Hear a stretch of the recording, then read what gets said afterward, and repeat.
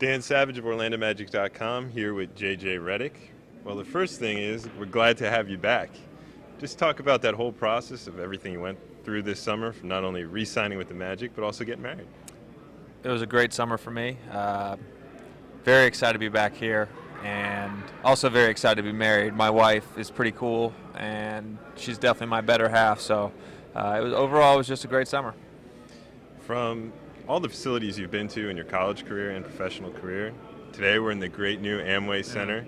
Talk about where this facility ranks among all the places you've been, and all the technology and equipment that's gone into this. This place is top notch. I mean, I haven't seen a nicer place, and just really excited to use this space. I mean, there's a lot of pride and joy that I get in pulling up to this place every day and knowing this is where I work. Talk about the training you do in the off season. I mean, that's one of the things that's molded you into the player you are today. Is the hard work you do during the off season. Talk about everything you go through to elevate yourself to this next level and prepare for the upcoming year. Yeah, I mean, once I got back from my honeymoon, it was basically back to my off season routine, which is Monday through Friday, about 3 or 4 hours a day of training. And this off season, I actually did twice a week Pilates, and I really think that helped me. I mean, my hips, my legs, my core, all are all a lot stronger, and I feel like this year I'm in the best shape that I've ever been in going into a season. Speaking of working out, there's a rumor floating around that Stan Van Gundy's been actually working out pretty hard this offseason. Have you noticed a difference in the coach's physique and physical activity? I mean, Stan has been doing some running actually with the team. Believe it or not, he participated in a couple 3-minute runs. We had to have a defibrillator right by his side, but he managed to survive it, and now he's taking his health seriously, which I think is awesome, and I know it'll help. Obviously, anytime you lose in the Eastern Conference Finals, you're right there. It's a tough loss to get over. How long did you dwell on it?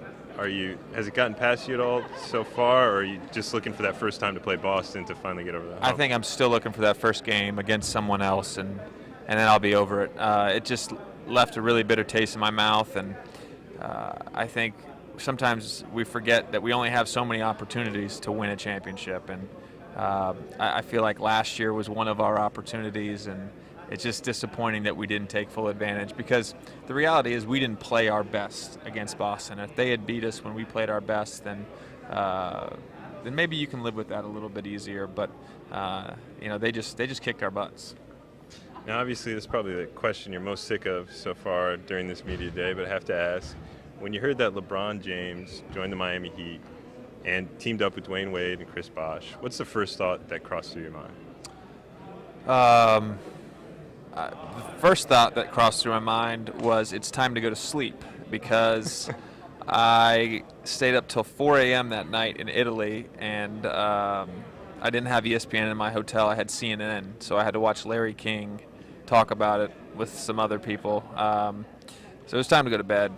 Second thought was they're going to be pretty darn good, and I know that they've gotten some backlash or whatever, but they're all trying to win a championship and form the best team possible, and more power to them. JJ, thanks for your time today. Thank you. Stay tuned for more coverage on OrlandoMagic.com.